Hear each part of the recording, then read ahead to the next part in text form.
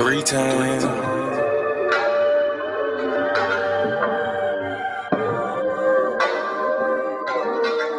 4 times.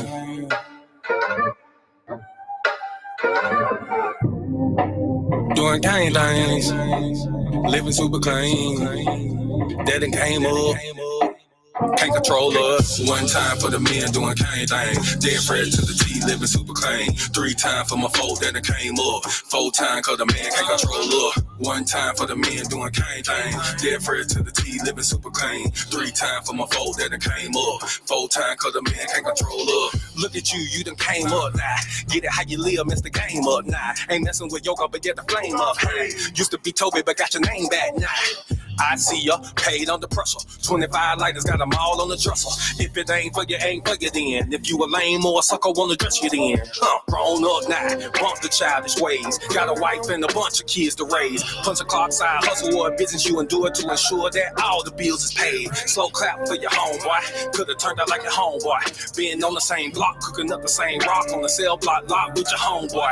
But no, you had vision, you had gold. Brand new you on the old time road, take care of home where you bust your low. Black men don't cheat, screaming bumpy hoe. Real men talk, real king ways. Still in captivity, but minds ain't slave. Got a little wisdom, boy, you PD grade. Giving out the knowledge on the stoop these days. 1 time for the men doing cane things. Dead fresh to the T, living super clean. 3 times for my folk that done came up. 4 times cause the man can't control up. 1 time for the men doing cane things. Dead fresh to the T, living super clean. 3 times for my folk that done came up. 4 times cause the man can't control up. 1 time for the folk that have moved up. Even if you had a slow start screwed up. Used to gang bang, now homie brewed up. Had a little plan, I had them blew up. Look at you like a man right now. Dressed to the T, smelling like a grand right now. And you ain't got nothing from a handout now. Just faith and hard work gets it planned out now. You could've took a bunch of dusty roads. The hand dealt with a bunch of cards to fold. To stay hot while the world is freezing cold. The same plot, but the story's never old. Slow clap for your kinfolk. Could've been asking what your info.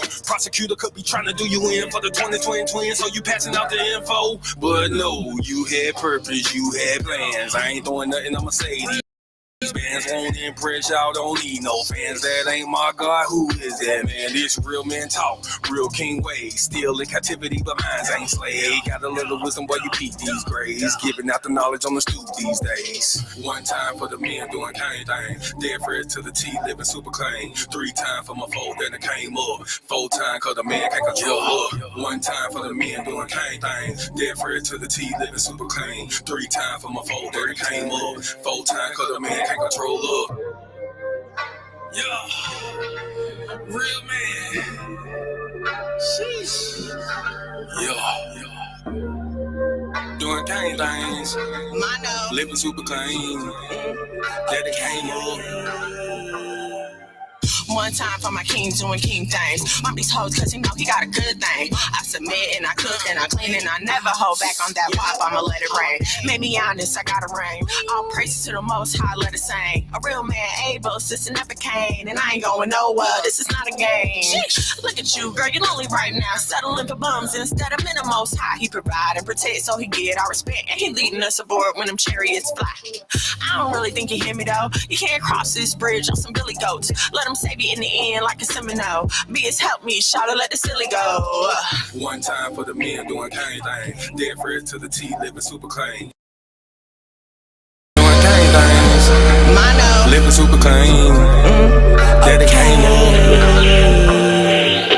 1 time for my king doing king things. Mom these hoes cause he know he got a good thing.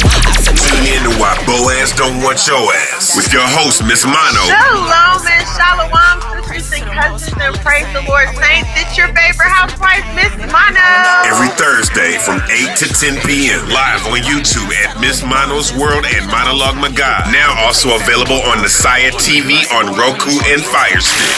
Why Boaz Don't Want Your Ass. Don't miss it, sisters and cousins. Let them save you in the end like a Seminole. Beers help me, shout let the silly go. 1 time for the men doing cane things. Dead fresh to the T, living.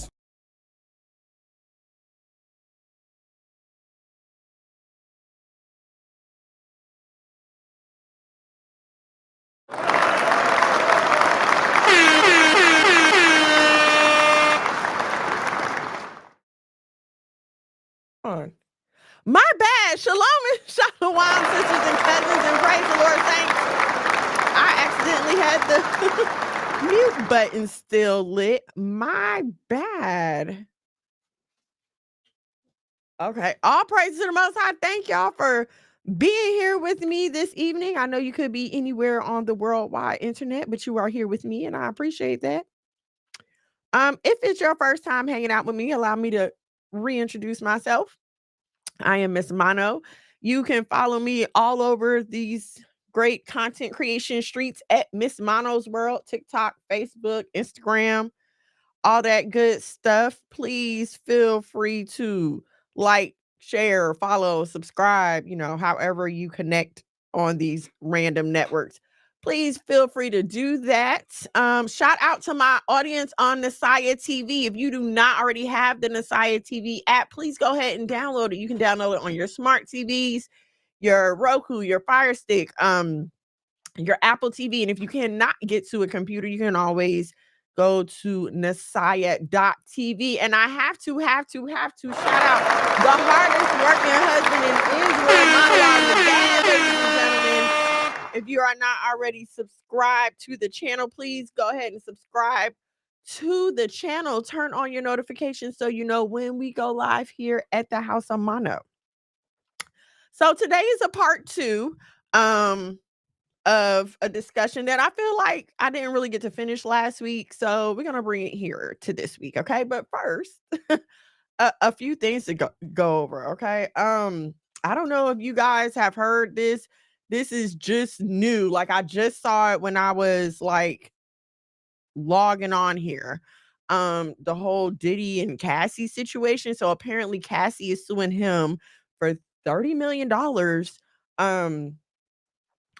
Because allegedly she endured like years of physical abuse. There are claims of sex trafficking.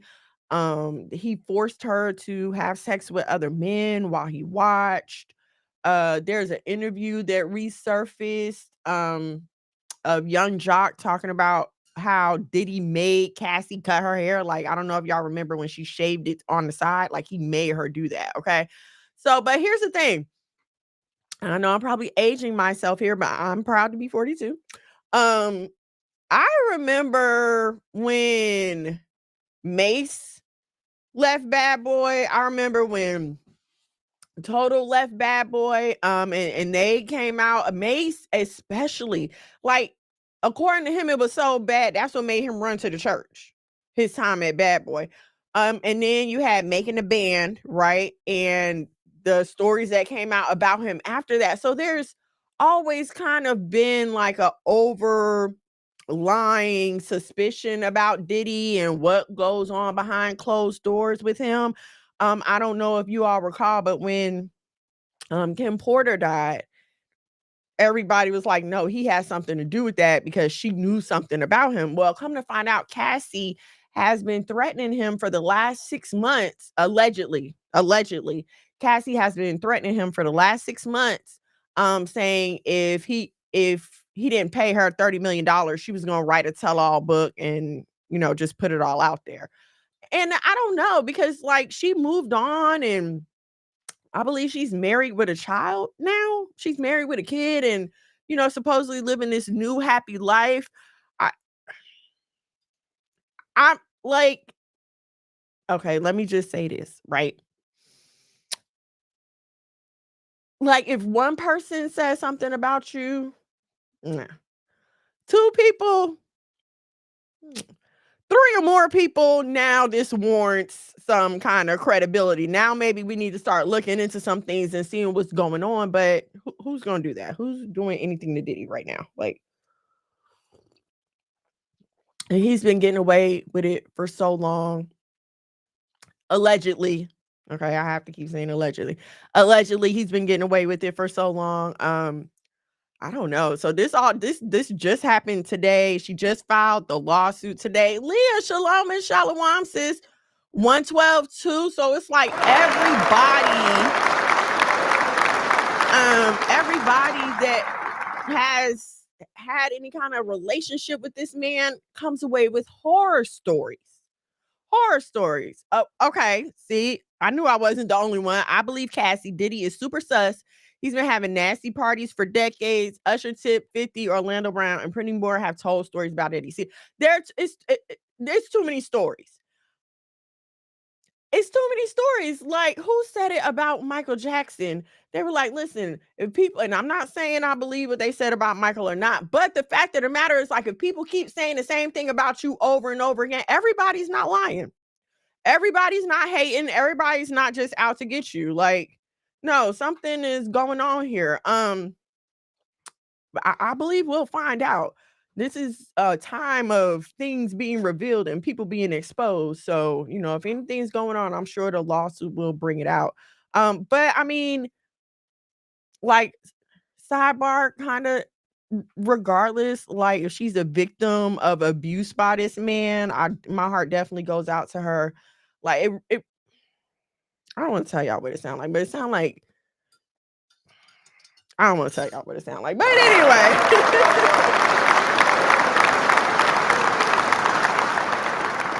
But so, yeah, I don't know what's going on with Diddy. He's gonna have to get that figured out. Okay. So I know that y'all been keeping up with what's going on in the world with particularly not so much with the war in Israel, but just with the reaction with everything that's going on here in the States, and especially with all the allegations of anti-Semitism that is supposedly occurring on university campuses. And I just want to say that has nothing to do with us, please. Like, I tell my daughter, she goes to, a major university here in Georgia, and I tell her, like, mind your business. That has nothing to do with us. The Bible tells us to live peaceably with all men as long as we possibly can. So that is our goal, baby. You just keep on going and make it home. So same to y'all. Just keep on going and make it home. That is the goal at this point. Okay. So I have a little story for y'all. Maybe it's more like a question. Okay. Picture this. Imagine, if you will, but picture it. America, 2023, right? You, since my audience is usually mostly women, I'm going to address this, from the woman's standpoint. Okay. So imagine you marry this guy, right? America, 2023. All right. You just got married, right? And you're married, and you know that this is his second or third marriage, whatever the case may be. He already has children, right? The man already has children.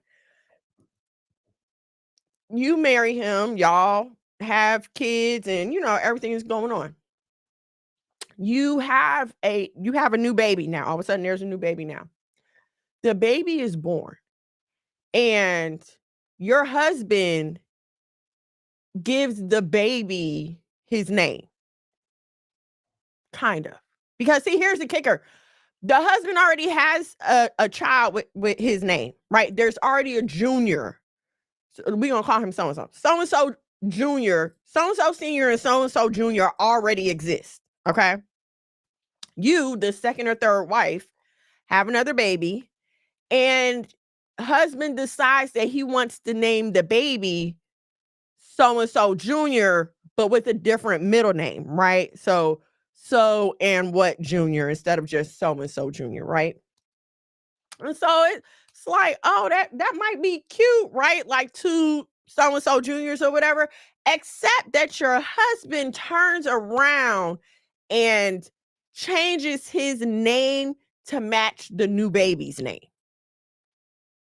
So now your husband's name is not so-and-so senior, it's so and what so senior.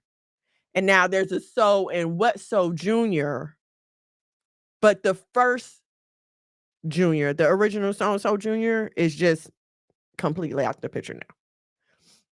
So if you're wondering, like, well, what kind of man would do that? Like, who would do something like that? Why would you just hurt your child like that?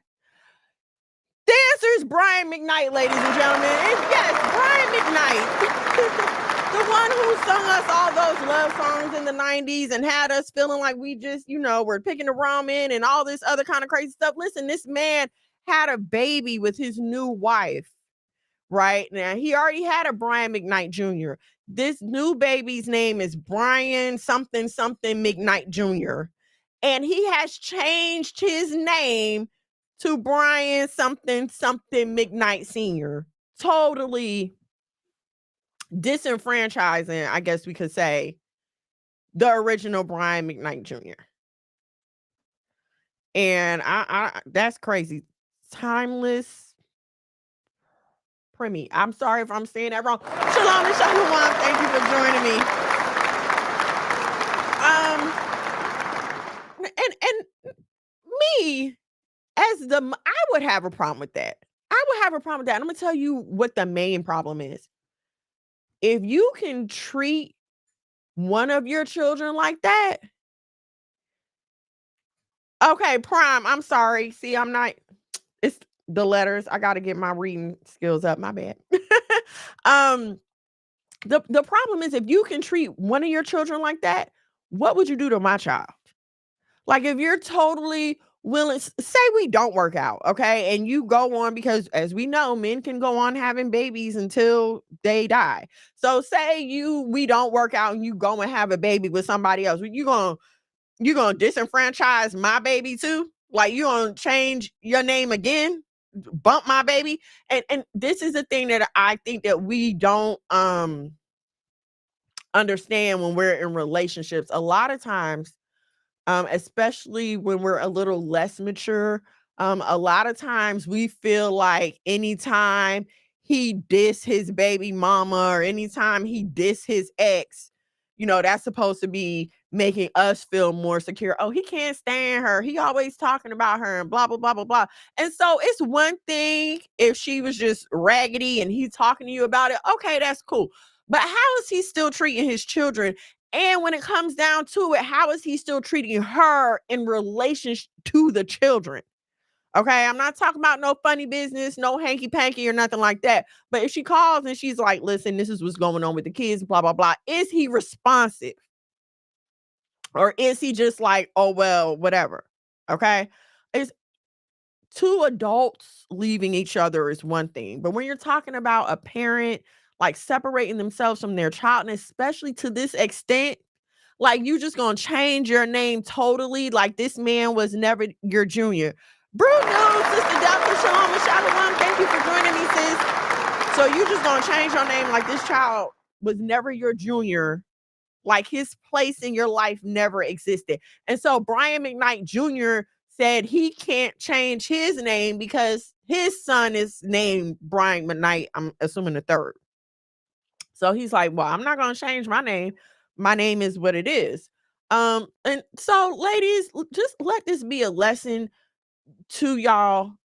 When you are judging a man, judge him by how he treats others. Judge him by how he treats people who can do nothing for him. See, this is the thing. We get so caught up. Oh, he's so nice to me. He's so this and he's so that. Yes, because he wants something from you, sis. He wants something from you. So, of course, he's going to be nice to you. He's going to put it on. You're going to get the representative, the customer service specialist. That's who you're going to get. Okay, but notice how he treats the people around him who he doesn't want anything from. Or more importantly, the people who depend on him. How is he treating the people who depend on him? How does he treat his children? Is he responsive to their needs? Because I don't like the term honeymoon phase. Because I feel like as long as y'all keep it alive, it's always gonna be sparks as long as, it takes two. So as long as y'all both sparking, there's gonna be fire. Okay. So I don't like the term honeymoon phase. But when the novelty of the relationship wears off, that's usually when you see how the person is for real. And so well, maybe not unfortunately, but usually, no, unfortunately, by that point, the woman is all in, 100% in. Y'all done had sex already. You done been digmatized and you done decided that you in love with him and can't nobody tell you nothing and all this other stuff. Okay. So what I'm saying to you is look around. Don't just look at how he's treating you. Look at how he treats others, okay? Especially kids. Again, if you're not, here's the thing, if you're not the first one to have his children, look at how he treats those other kids, because that's how he's going to treat yours, period.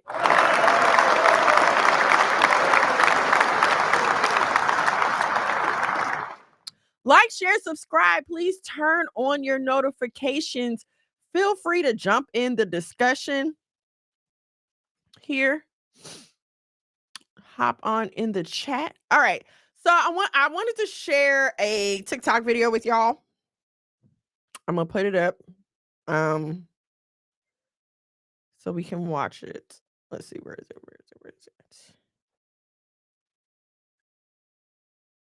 Hold on. I think this is it. Oh yes, this is my tab. Okay. Yahweh Shalom and Shalom. Thank you for joining me.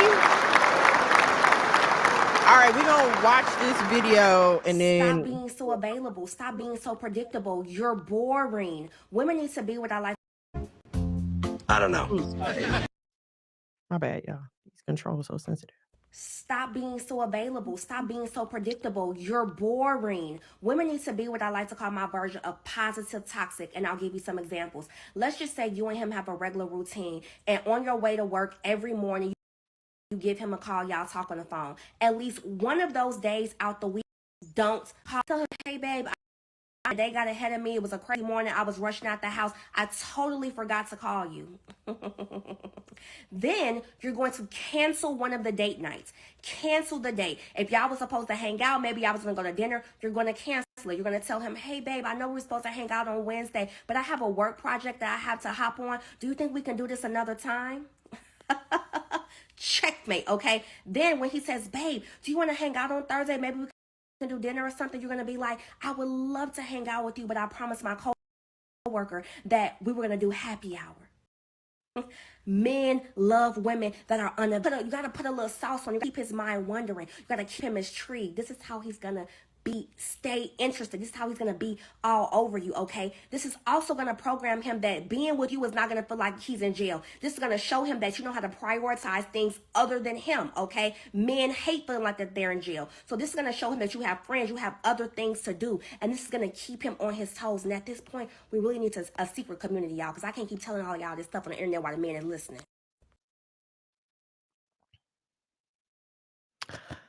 Okay. First of all, let me just so much wrong with that video. So much wrong. Let me just say that nothing that she said is new. Like, and this is what I keep saying, like, there's nothing new under the sun. All this game playing and manipulation, it's nothing new. A positive, toxic, whatever she's trying to call it. Hold on, let me read this down. I don't agree with her as a man. As a woman, I don't agree with her, okay? She sounds retarded. She does. She absolutely does. And so here's the thing. That kind of advice only, first of all, that kind of advice will have you old and lonely, because no good man who's seeking a stable life wants a woman who's not dependable. You understand what I'm saying? We talk every day on the phone, and all of a sudden now you're too busy to talk to me. Unless he's just on that type of game, in which case he's not looking for a stable relationship anyway. And remember, we're only supposed to be dating for marriage. If he's not looking for a stable relationship, then yes, he'll play the game with you. Yes, we can do it all day. The phone tag, yes, it can be fun. Okay. It can be. I'm not gonna sit here and lie to you and say, oh, I've never done anything like that. No, yes, it can be fun. It's funny. Ha ha ha. But what you have to realize is certain men are not gonna put up with that. They're not gonna put up with that. You keep missing phone calls, and all of a sudden you can't be busy and watch your phone stop ringing. The kind of men who will not put up with that are the kind of men that are looking for marriage. Okay.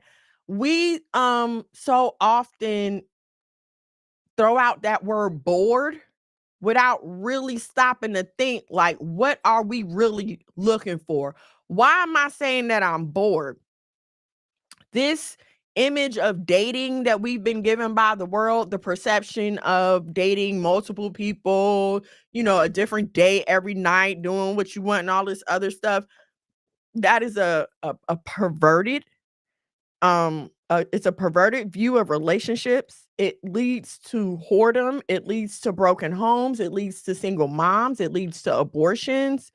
Um, it leads to bitter, broken hearts. I mean, look at where this advice has gotten us now.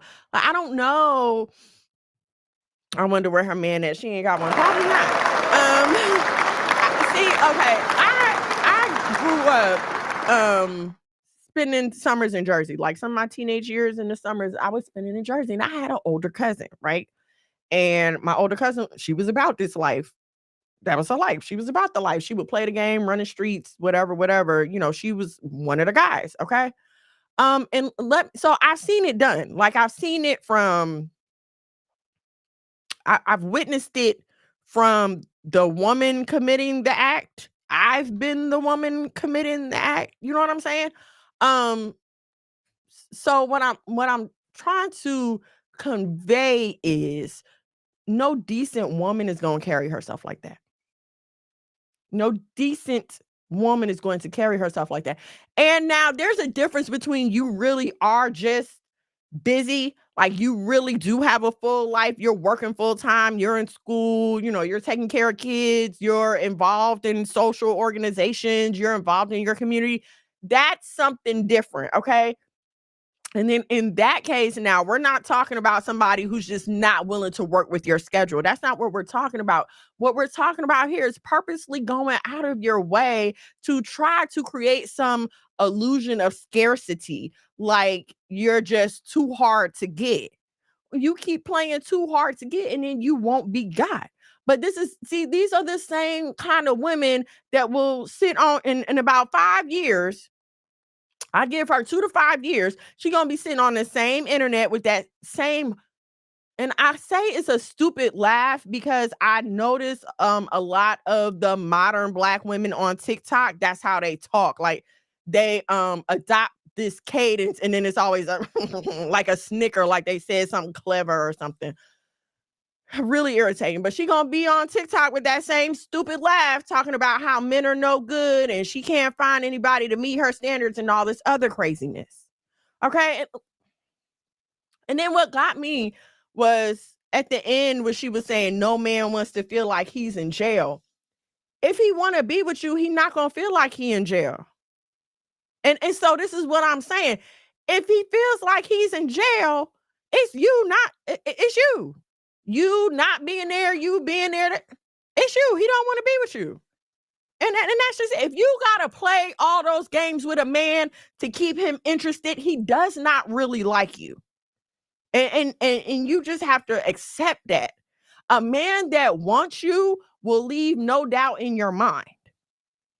A man that is really pursuing you won't leave time for anybody else. He call you to make a date and you say you busy, he's going to try to figure out the next available time that he can meet with you, or if he can bring you a snack, a lunch, can he Instacart, Uber you? Can he do anything for you? I just want to know that I'm on your mind, and I want you to know that you're on my mind. That's going to be his mindset, and then his actions are going to follow that. Truth be told, Flex Podcast, Shalom and Shalom.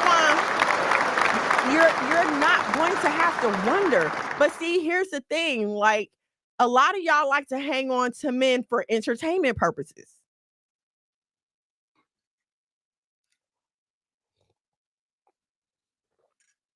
What do I mean by entertainment purposes? A free meal? Or when the one that you like ain't available? What you mean? No, because it's somebody. See, hold on. Let me read this comment. I drove over 40 miles to see my girl when we were dating. Okay. If he wants you, he's going to make it happen.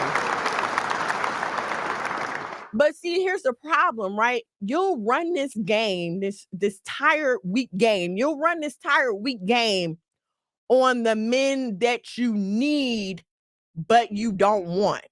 Okay? Because the one that you want, you don't take him through that.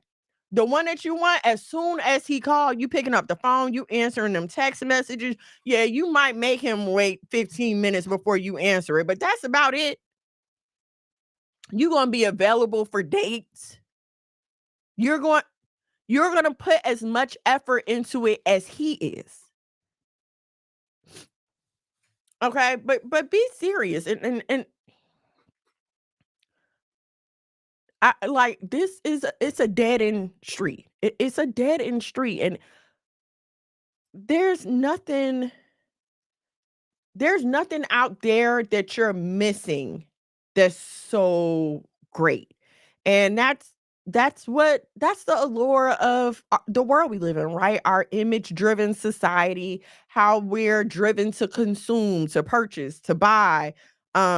It's because we always are made to feel like there's something else out there. Like, ooh, if I had this one thing, my life would be better. If I had this car, then I could get the girls I want. If I had this body, if I went and got this BBL, then I could get the men that I want. If I could afford it, it's always going to be something else. If you're always constantly looking outward instead of looking inward and appreciating what you have, you're going to constantly be bored. But the fact of the matter is, if you turned around and looked around where you live, where you are right now, there's plenty of work for you to do. Plenty of work. Be it cleaning, be it cooking, try out a new recipe, pick up a new hobby. There's so much in life that we neglect because we are programmed to focus on what's going on outside of our homes instead of focusing on what's going on inside of our homes. Okay. A man that is trying to build a stable home, build an empire, as y'all like to say, he does not have time to be chasing you hither, thither, and yonder and figuring out what's going on and what you doing. I saw a TikTok video a while ago where a girl was saying that men tend to choose plain Janes. They tend to choose the women who, don't have a lot going on for themselves. They always at home. They're boring. She not boring. She there. She's there. And that's the thing. You think, so let's get into it because this is going to spill over into the main topic. So let's just get into it. I didn't mean for it to, but it's going there. So let's go. Here's the thing. And this is why I call it "You're Not That Special, Sweetheart." Because what about you is so wonderful that you feel like you can treat people any kind of way and they're just supposed to grovel at your feet? Why do you feel like what you hold in between your legs is just so precious and so valuable and so different that this man is just going to surrender his life to you for 15 minutes of pleasure? We get so caught up in what's the word that I'm looking for? But when you puff up something, when you we get so caught up in the feminism movement and this whole equality movement. Like, I really feel like as women, it gasses us up to make us think that we're more than we are. Okay. And I know nobody likes to have that conversation because, no, we're women and we're strong and we do this and we do that and we make the world go around, especially Black women. Okay. We love to talk about how we're the mothers of the earth and we can produce any race and da da da da da. Great, fine. And that's all wonderful. But the reality of the matter is that your value as a woman,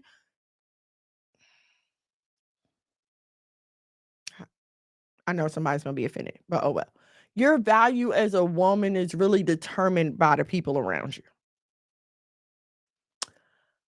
I do not matter outside of my home. And I have no problem saying that. If I walked out in the street today and announced my presence, no one would stop and stare. No one would do any of that because who the heck are you, lady? Okay. However, when I come into my house and announce that I'm here, it's hugs, it's kisses, it's, oh, I'm glad to see you. I had to realize this as well. You're not going to get the attention that you want from the world. You're not. No matter how hard you try, no matter what you do, if it is love that you are looking for, you are not going to find that putting yourself on display for the world. You're not going to find the love that you are looking for playing all these games, failing to communicate, and basically behaving in a juvenile manner. You know how they used to tell us, oh, if a boy pull your hair, he likes you. If he chases you around the playground, he likes you. Like that's the kind of stupid logic that a lot of y'all women are applying to dating now. Like, oh, I'm not gonna talk to him to make him like me more. No, I'm sorry. Absence makes my heart wander. Like I've never been that type. You don't answer the phone, okay?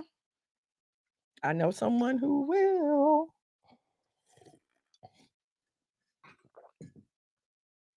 Like, I don't understand why this is seen as a valid relationship method. Okay. Now listen, if you're dating a guy and you're starting to feel taken for granted, that's the time to talk about it. That's not the time to start playing all these games and acting crazy. And look, if y'all just met and maybe you went out on a date or whatever and you feel like he's not giving you the attention that you want, then maybe that just means he doesn't like you.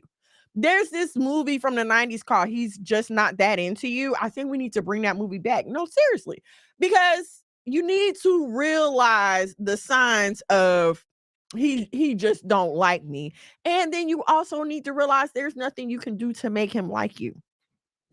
Okay. But look, I wanted to show this. This is the video I wanted to show before I went into my main topic, because just watch this video. Okay. Fair use. This is not my material. And I'm just showing it for educational purposes. Okay. So I want y'all to watch this. And I don't know if you guys are familiar with Phaedra Parks from Real Housewives of Atlanta. But this was her first season on. So you're really like more like 6 months? I don't know what I do. 6 months? I know they're gonna do it at 34 weeks. So 34 weeks is when he's gonna come. Oh, okay. Okay, hold on. Let me explain, because the video kind of started. Let me explain. Okay. So Phaedra comes from a church family. Her mom's a pastor, dad was a pastor, grandparents was a pastor, all the stuff. And when she first came on television, she introduced herself as this prim and proper Southern belle, right? So here she is, big, pregnant, telling people that the doctor was going to deliver her baby at 7 months instead of the whole 9-10 months or whatever. The doctor was going to deliver her baby at 34 weeks because in her family they don't have children out of wedlock. But I'm gonna let y'all watch how she lied to these people, and we'll talk about it. So you're really like more like 6 months? I don't know what I do. 6 months? I know they're gonna do it at 34 weeks. So 34 weeks is when he's gonna come. Oh, okay. Shut up! That is so stupid. She's good. She's 40 weeks.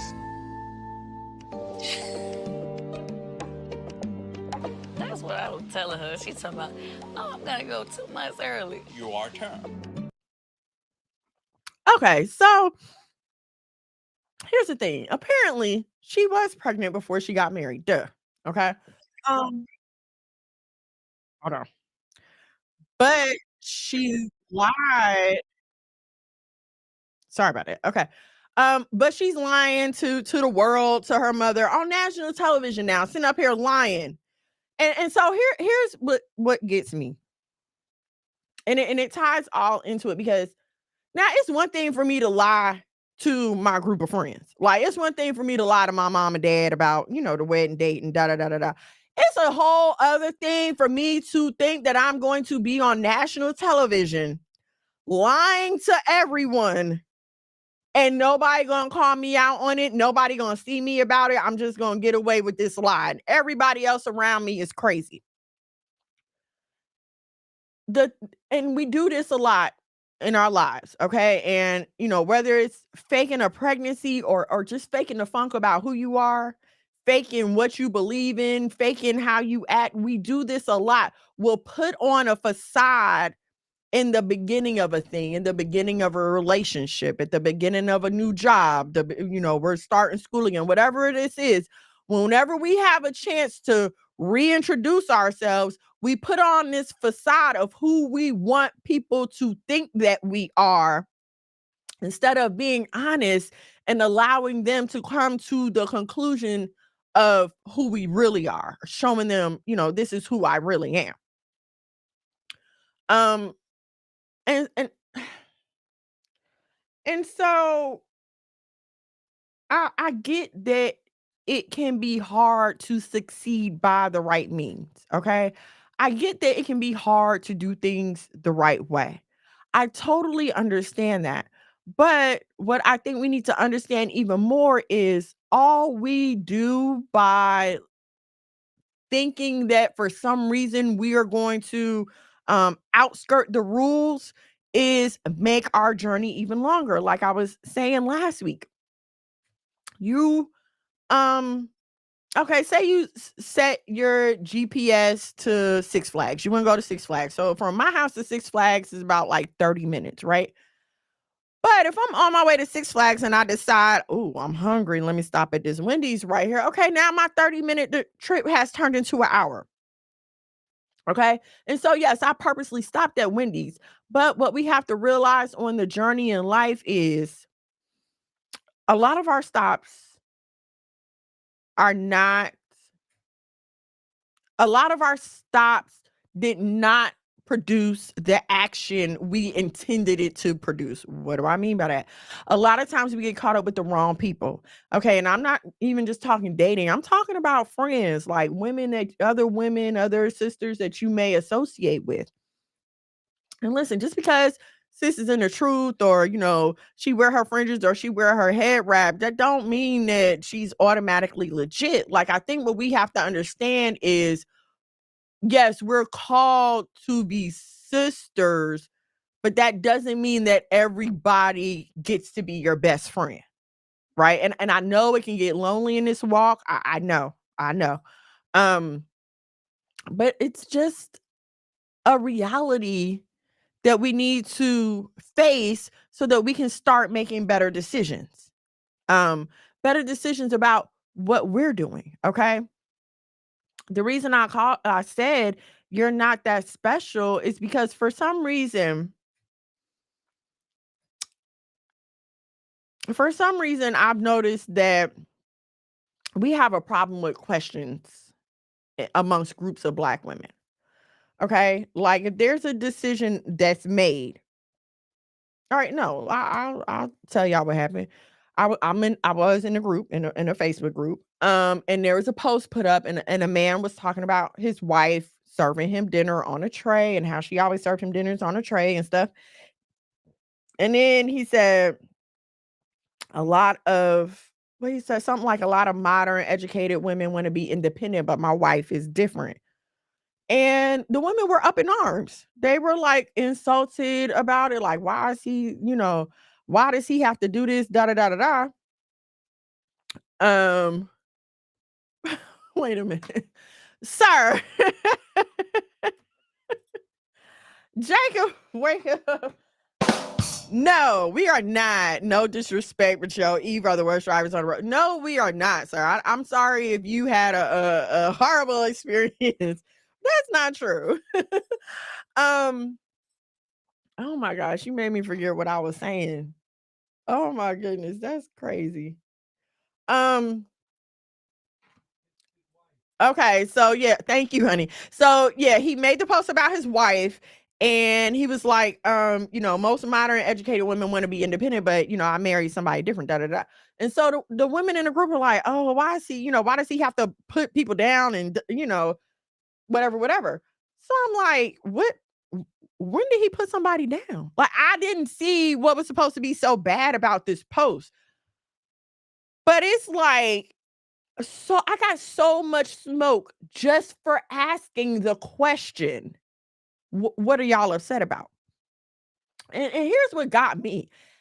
Instead, it was like 4 or 5 women commented before one actually took the time to explain why she felt the way she felt about the post. And before the intelligent response, the answers were all these cliches that I'm just so freaking tired of hearing. Like, girl, bye. You just ashy and you just want to be a pick me. And the fact that you don't understand is the problem. And so why do questions bother us so much? What was so triggering about my question that you couldn't just answer it? Why get defensive because I don't understand why you're upset? Okay? And here's the thing. Like, if you're ever in a group of women, all right, if you're ever in a group of anybody, I don't care if it's men, women, period. If you're dating, you're out with your friends, whatever, and they have a problem with you asking questions, run away, run far away, and do not look back. Okay? Anybody that has a problem with you asking questions only intends to manipulate and abuse you. I'm sorry. Like, there's no other explanation for that. You should never stay in that situation. And so, but unfortunately, right? And this is why you're not that special, because unfortunately, a lot of us will keep going, even with questions, right? The whole ride or die chick. Hold on, buddy. I got some questions. Why do I like? And so we will have our questions, but the fear of being ridiculed, the fear of being bullied, the fear of being alone makes us hold our questions in. It makes us hold in the thing that we're uncomfortable with. And a lot of time, that little voice in your head that keeps going off every time you're around that person, that little anxiety that you get whenever you think about being with this person, that tension that builds up whenever you know that you have to deal with that person, that's usually a sign from God telling you to get away from him or her or them. Stop it. Just because you didn't feel bad about it in the first place, I'm sorry, just because you didn't feel good about it in the first place does not free you from the consequences of said action, okay? Like, you get in a car with your homies and y'all supposed to be riding to Fridays to have some drinks or whatever, but let's stop at this bank and rob it, okay? You can't stay in the car during the robbery, drive to Friday. Like, you cannot stay there, commit the act, and then be like, I didn't feel right about it. I had questions. No, you're an accomplice, whether you had questions or not. And this is the problem. We're so scared to speak up that a lot of times we end up paying for consequences that maybe we didn't like necessarily request, pay for. You know what I'm saying? Like, you weren't wholeheartedly in the action, okay? Like, you wasn't there to rob the bank. I didn't know these people was going to stop and do this, but here I am. So you're not wholeheartedly there, okay? But when they pull you up on camera and you standing next to your co-defendants, you're going to face those consequences like one who was wholeheartedly there.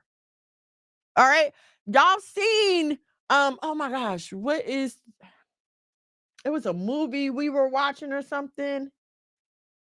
There was a movie we were watching. And but they do this in a lot of movies or whatever. People were dying, but the person that was doing the killing wouldn't tell like this certain person everything. And they were like, "'Cause I don't want you to be responsible for this information, so I'm not going to tell you." Okay? So even with that though, like, something is going on. So you can't act like, "Oh, well, I had no idea." No, you knew he was chopping the bodies up and burying them in the backyard. You just chose not to say anything. We are taught from a young age not to ask questions. Yes. So thank you for bringing that up. Because I feel like this is one of the negative points of growing up in Black church, because even as a young child, when you start asking questions, what are you told? You don't question the pastor. That's what God said. You don't question the pastor. Even as an adult, when I've tried to have conversations about the Bible, like with my mother or other women who are still in church, oh, it's some things are just based on faith. Some things are just this, something with no real answer, and upset that you are asking questions. Okay.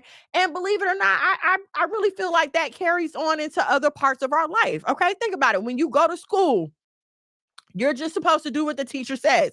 If you ask any questions, all of a sudden you're insubordinate, rebellious, you're getting written up, sent to ISS, whatever.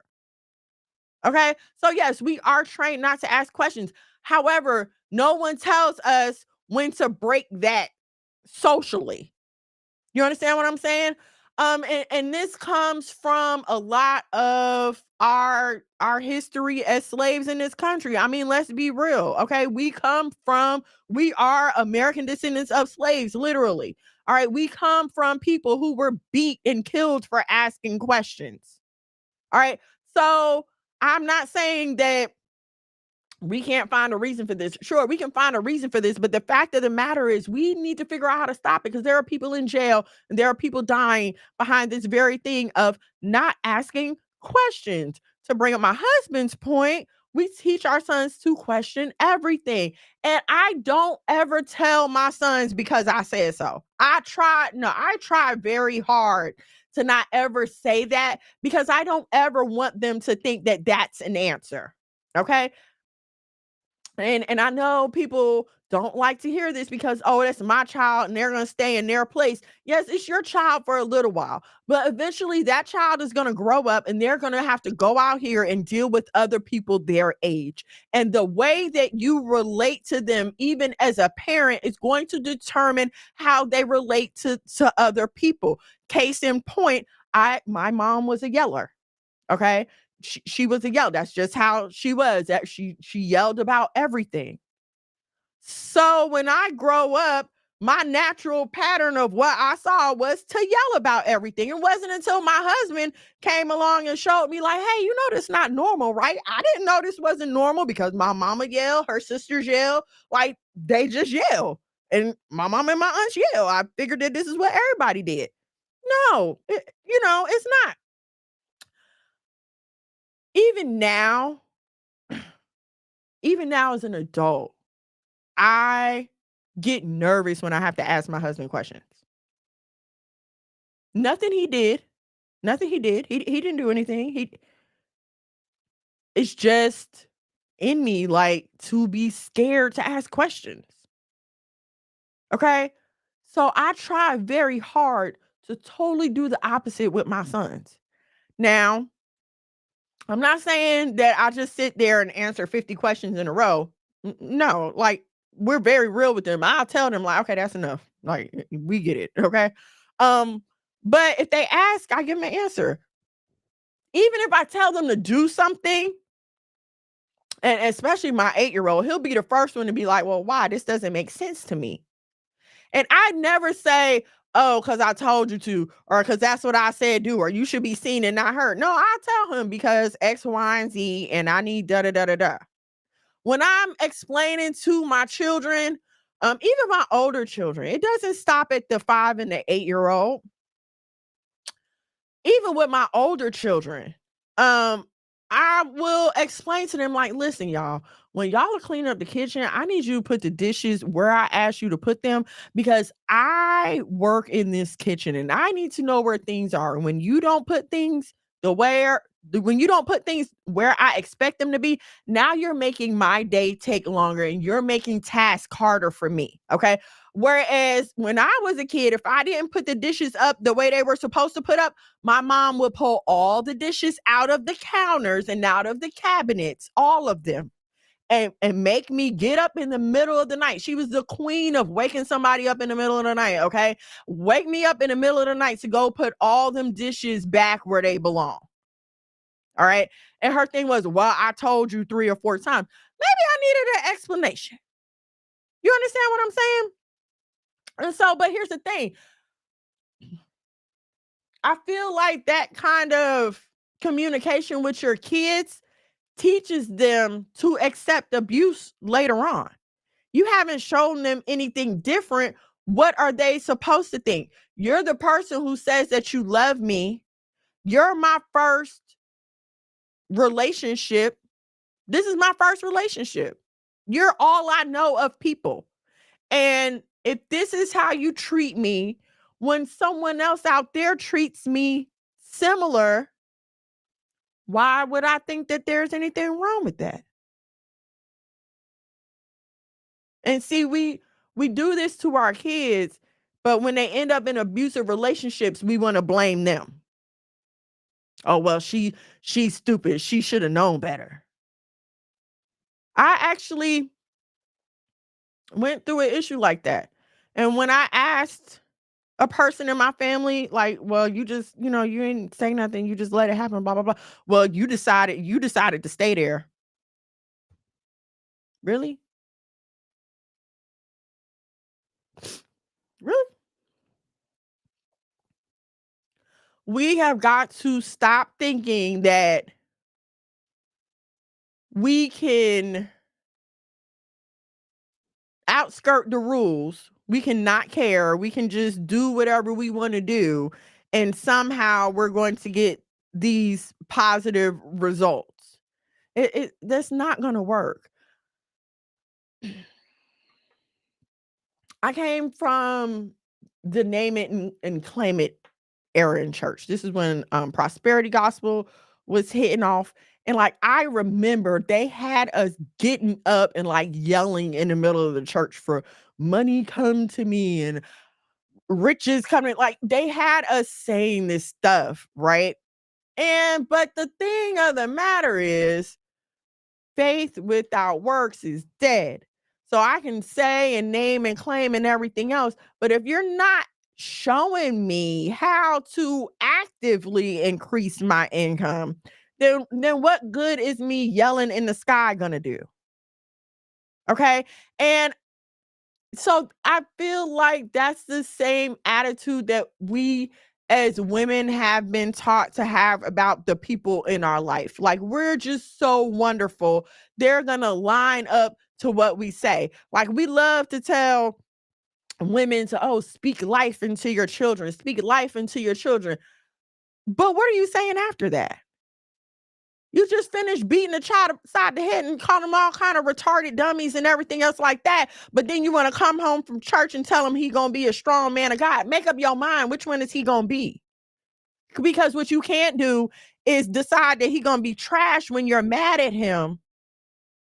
But then after you done left church and shouted it out and sang it out and everything, now everything's supposed to be all good. That's not, that's just, it's beyond not reasonable. Like, I can't think of a word for it, but it's ridiculous. But so as women, we don't, it's not that women don't have any leadership. Okay. It's not that we're not called to lead. We're just not called to lead men. All right. Women are supposed to teach children and other women. Okay. But if all we keep doing is regurgitating the same garbage that we've gotten from the women before us, and I'm not saying it's about all women, I'm not saying that at all. I'm just speaking in general, looking at the condition of Black people in the Black family and the Black woman today. Clearly, the things that we have been holding on to have not been those things which are going to edify and benefit us. Are you coming to join me? Oh, okay. Clearly those things that we have brought along are not for our edification. They're not for our benefit. They're not for the benefit of our families. All right. And instead of us realizing this, and instead of us capitalizing on our strengths to break the cycles of abuse, the cycles of depression, the cycles of, I'm gonna call it oppression, that we have experienced, instead of us deciding to break that, we decide that it's easier for me to hide behind this title of Black woman, mother, wife, goddess, whatever y'all calling these yourselves these days.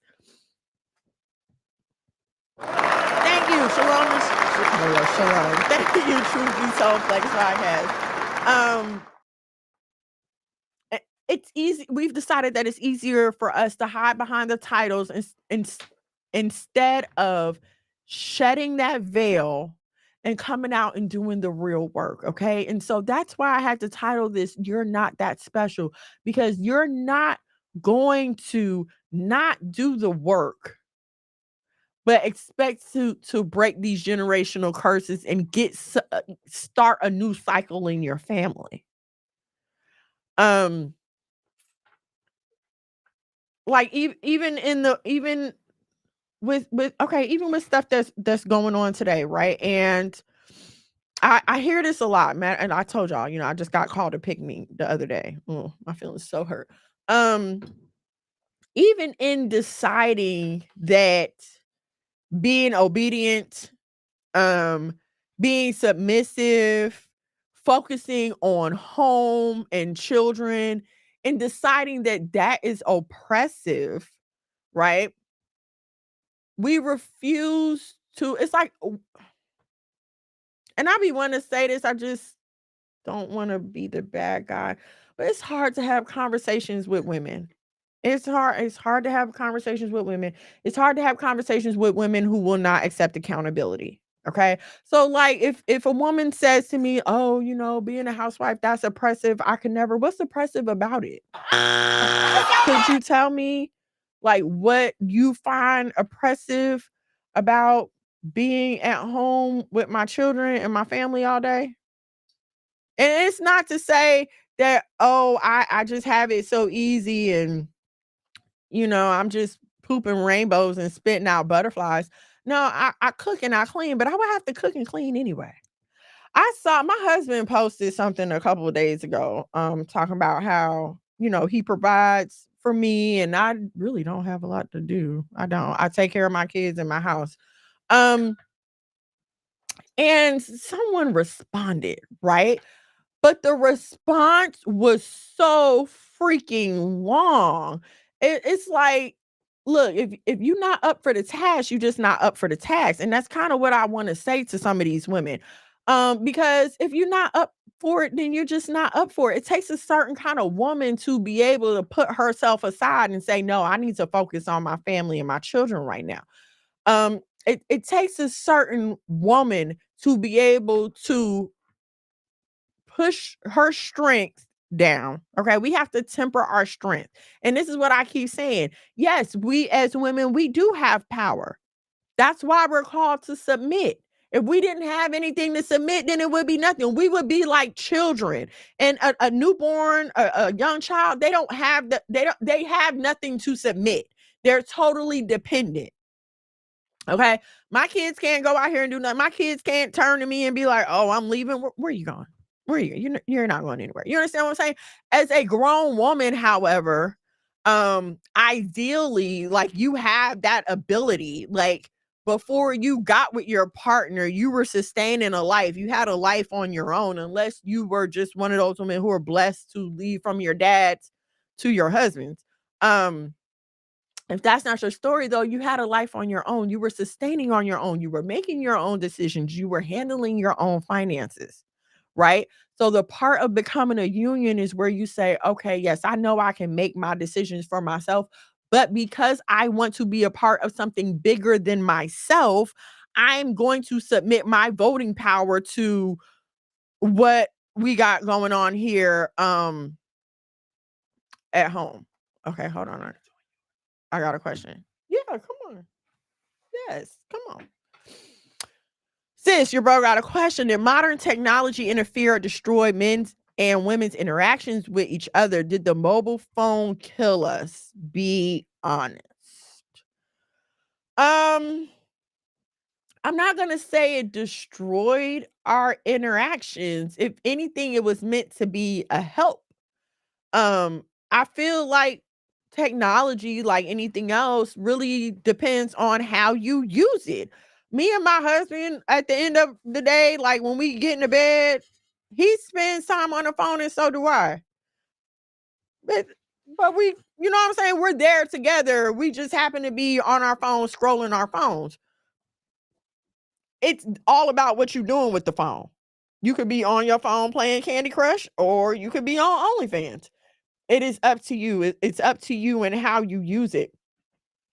You have to think about the good that has been done with technology. Since somebody said a long time ago, like, imagine if Paul and the apostles had cell phones and airplanes and the internet. Imagine how much more rapidly they could have spread the gospel, right? And think of the people, just even me on this show, reaching people that I would have never probably, ran into in real life. Like, no, technology has its good and its bad. It's really just about how you decide to use it. I think another point of shalom, everybody. Shalom, ladies and gentlemen. But we said like destroy the women's and men's interaction with each other and kill us. I think no, I really think that just happened. Just what do you call it? Everything that we've been fed, man, from the music videos to the teachings of these crazy women and all this stuff and the men. And now I think it was gonna happen anyway. Social media might have helped it spread a little faster. Definitely, yeah. But we've been doomed for a while, my wife. I feel. Yeah, that's true. That's true. And even if you like think back to like before the internet and stuff, like how music was trash, you had Trina and all these women trying to be what the men were. So, it was headed way before that. But like hubby said, I mean, it definitely helped it, but it would have helped. It helps positive messages too. So did you have anything? Okay. So back to what I was saying. Huh? Oh, right. Okay. Commercial break. Like, share, subscribe. Y'all subscribe to the channel. Everybody that's watching now, please go and like the video. Subscribe if you're not subscribed to the channel. If you like something I said or you like what we got going on here at the House of Mono, please feel free to head over to the Cash App, $, the House of Mono. Thank you in advance. And thank you to all of you who have given in the past. Okay. So now back to y'all not being that special. And I really just mean it like the topic sentence. I really mean to say you cannot do what you want to do and get the results that you want to have. Okay. You cannot. Let's take our example of how we started with Phaedra, right? Why try to present yourself as something you're not? Okay. And I'm not talking about people who have changed or turned over a new leaf, or you found the Lord and now you live in different. I'm not talking about that. But in that vein, your objective should always be to be honest, even painstakingly honest. As you can see right now. Sorry.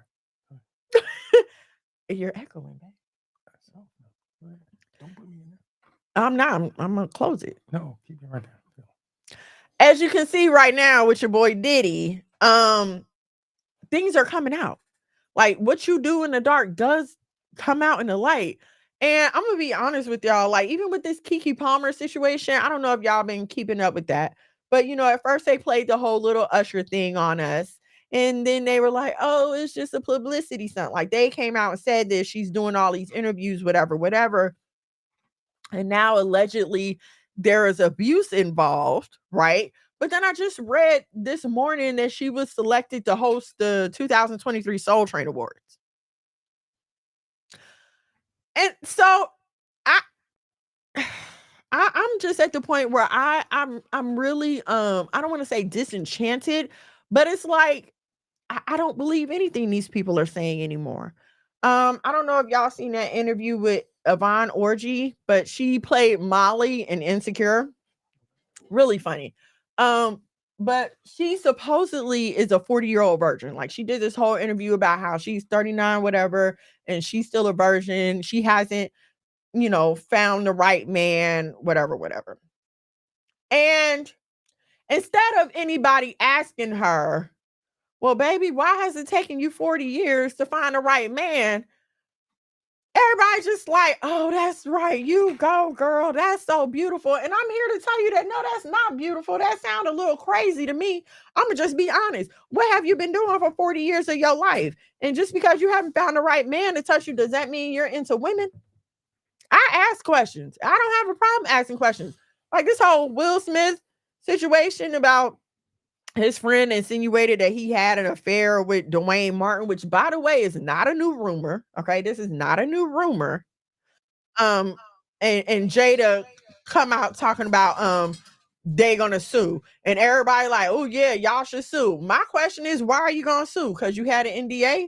Like, no, I have questions. I don't believe anything these people say. Listen, the only people that can tell me something and I'm gonna totally accept it, my husband. I shouldn't have even said people. I should have just said person. My husband. He's the only one that's gonna come to me right now and tell me something, and I'm gonna possibly be like, oh, okay, but guess what? If I have questions, I'm gonna ask questions too. Don't y'all believe that? She gonna question me anyway. No, it's not. It's not about questioning your authority. But No, if I I have ain't a say that. question. No, that's what I'm talking about. I'm gonna ask. Right. So you're not that special. And see, this reminds me of something that the elders used to do. The elder church mothers would do. After they had lived their life and wallowed in their sin, and they come into church and get saved and put on them white doilies and them long white skirts, all of a sudden they were above reproach and had never done any wrong. No, mother, sis, tell the truth. Tell the women the truth. And this is what cut a lot of young people off. I remember, especially when we were growing up in the church, this is what cut a lot of people off from church.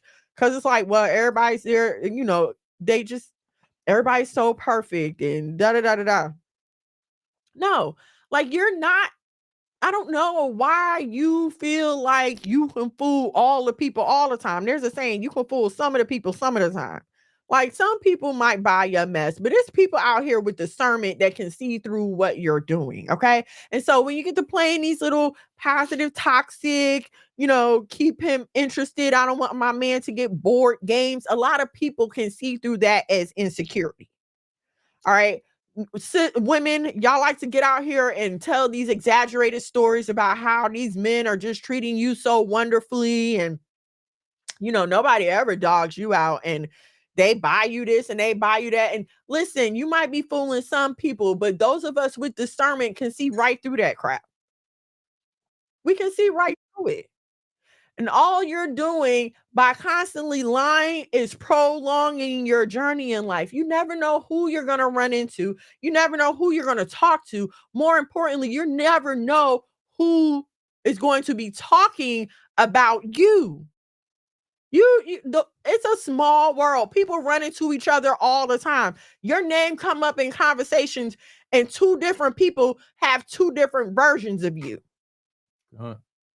Okay. And now, listen, if you talk to somebody from 10 years ago and somebody from today, yes, they're probably going to have two different versions of me. Yes, because I'm not the same person that I was 10 years ago. Okay. But two people from right now that are actively currently in my life right now should not have two different versions of me. Okay. There should be a pretty consistent understanding, reputation about who I am, right?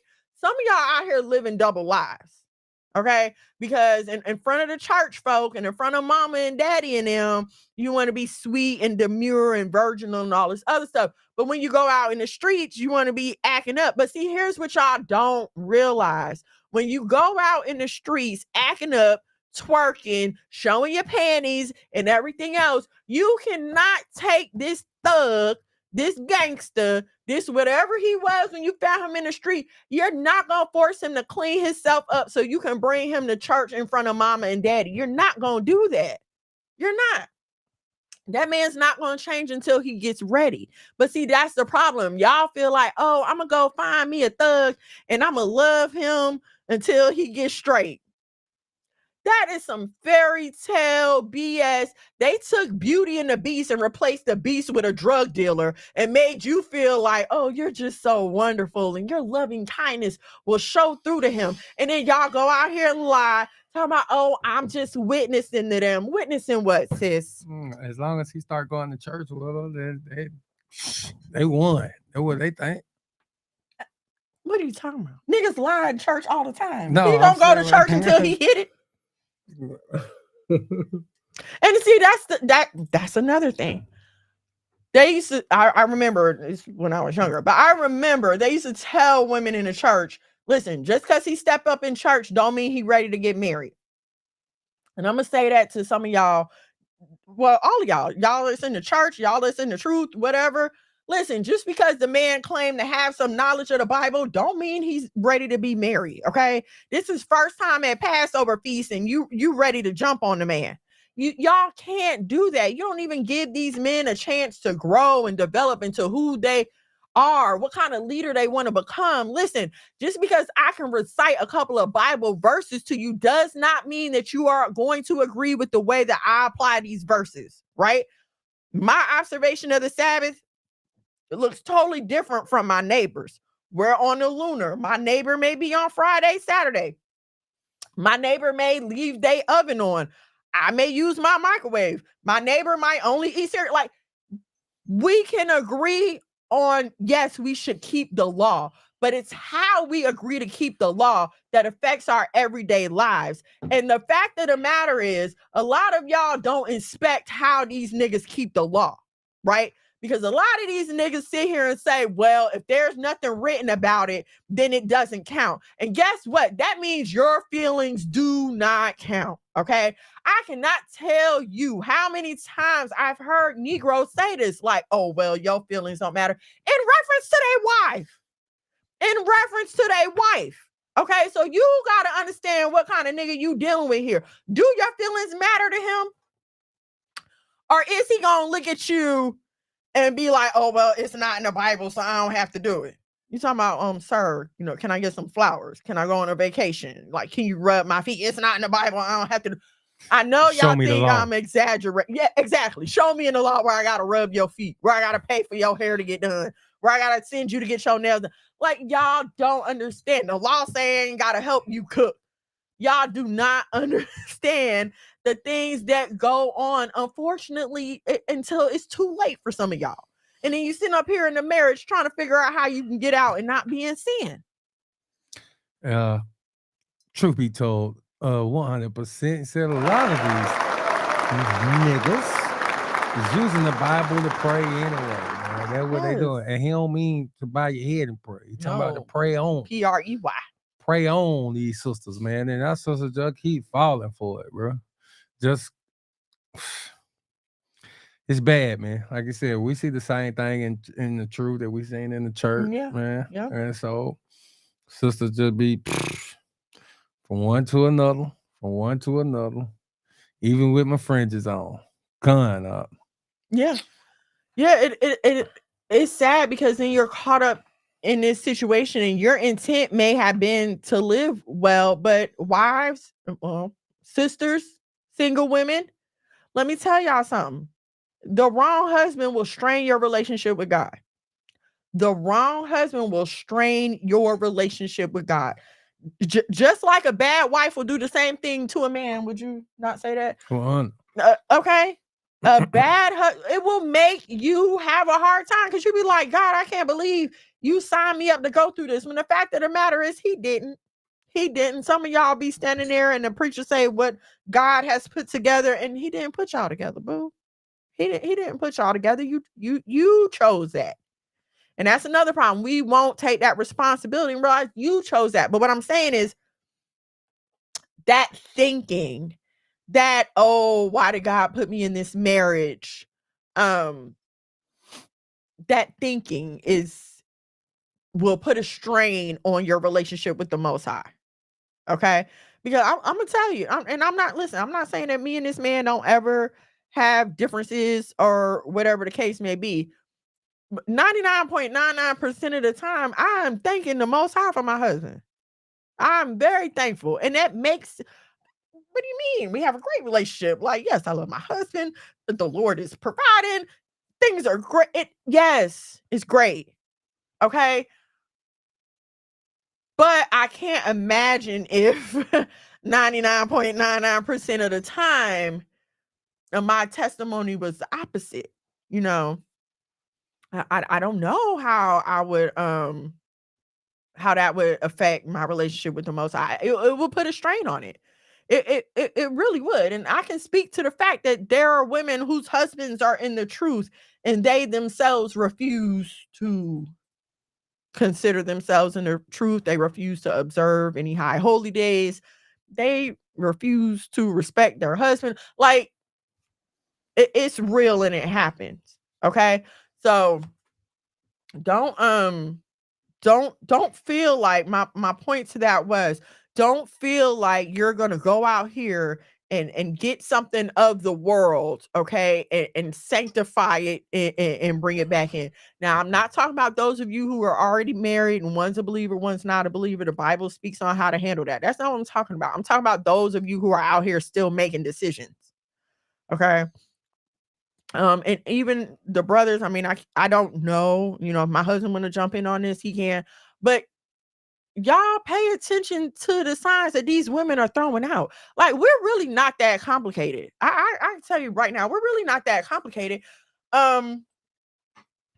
You be upfront. I feel like sometimes men do the same things that women do. Like, a woman will find a man that she decides that she wants him. And so she decides that she's going to do whatever it takes to change him. And she's going to make him into this. And, you know, she'll ignore certain things. She'll make excuses for him. She will do all of this stuff to fool herself into thinking that this man is who she wants and or needs him to be. Do men do this too? I I would mean, you say probably don't know I would say that life. yeah, it's probably you gotta ask a lesser man that question. I don't mean it that kind of way, but like I said, I feel like it is a man's job to make a woman what he wants her to be. I don't think the woman has that power to do that to a man. You know what I'm saying? It's a man as the leader. He is to mold and you know, build that sister up to where he needed to be at. You know what I'm saying?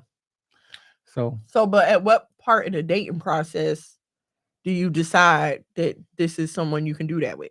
Because you can't do that with every woman. Every woman just not gonna go for it. I feel that you know, like how we teach our children, we teach our kid, man. Listen, the no-goes, you know what I'm saying? At no-goes, I mean, it's kind of hard. I mean, I know we talk about this all the time because in a man, let's say, if a sister meet a brother and she in the truth, he ain't in the truth, and it's like, I would leave just him walk alone. away.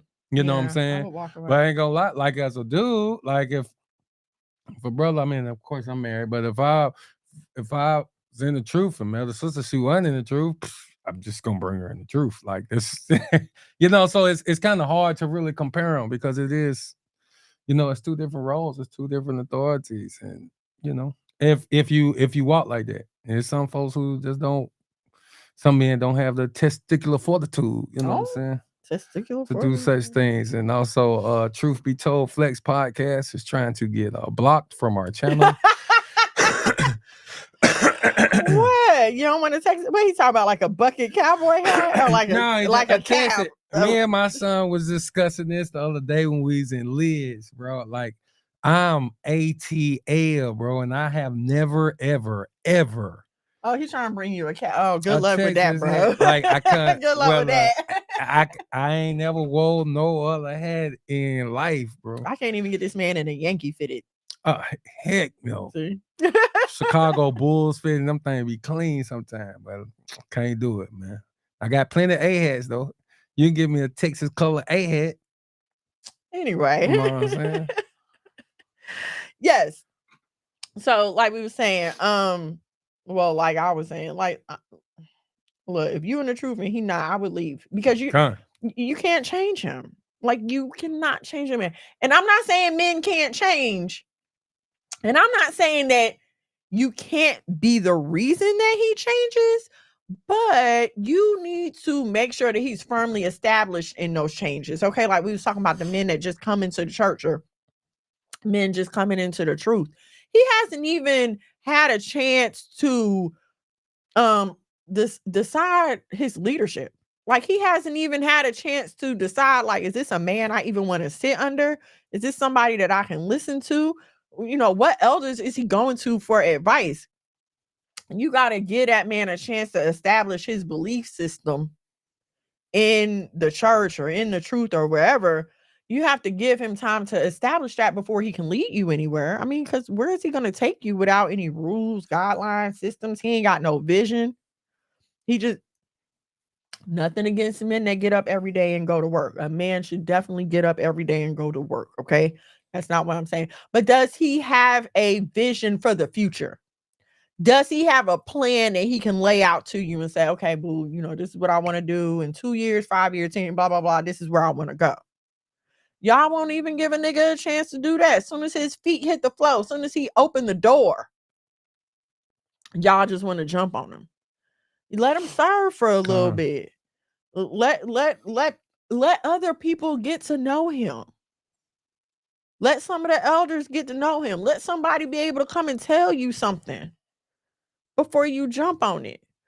I had posted this post and it went something like, when there's nobody there to wake you up and when there's nobody there to keep you warm at night and there's nobody there to wake you up in the morning, would you call it freedom or would you call it loneliness? And that's something we need to think about, for real, especially if he got a baby mama, especially if he has multiple baby mothers. Okay. And hear what I'm saying. All right. I'm not saying that just because a man got multiple baby moms that he's doomed or anything like that. Now for my daughters, because they are young, like they're in their teens and 20s. So I tell them, no baby mamas. Like, no, you find your husband and y'all have y'all kids and y'all be y'all family. But for some of us who are older, or you know, you dating a man with kids or whatever, yes. Like I said earlier, how does he treat her in relation to them kids? How does he treat her? Okay, how does he treat her? And I'm gonna tell you something. If you're uncomfortable with it one way or the other, then just leave. Just leave. If you feel like he still got feelings for her and they might still be messing around, leave. If you don't like the way he treat her and you feel like he treat her bad, leave. And when she's saying leave, I just want everybody to understand, she's talking about during the dating phase. Yes, that's what we're talking about, dating. No, because you should have checked all this out before you married him. But and the reason I'm saying leave is because those people, them two people, have a long, complicated history that was there before they even knew you existed. Okay. So if you're not comfortable with what's going on, you're never going to be comfortable. If you're not comfortable while you're dating, getting married is not going to make it any better, and it may actually make it worse. So no, y'all need to check that out. And that's another thing that falls under you're not that special, because guess what? If he's treating the woman who gave birth to his kids like crap, who are you? Who are you? It's all fun and games when the relationship is new, like on Basketball Wives, right? There's a girl there who has kids with this guy. They were together for like 8 years. They have 2 or 3 kids together. There's another girl on the same show who's been dating the same dude for like 3 months now. And of course, the girl who was with him is hers, like 8 years in the game. They got kids together. They had a family.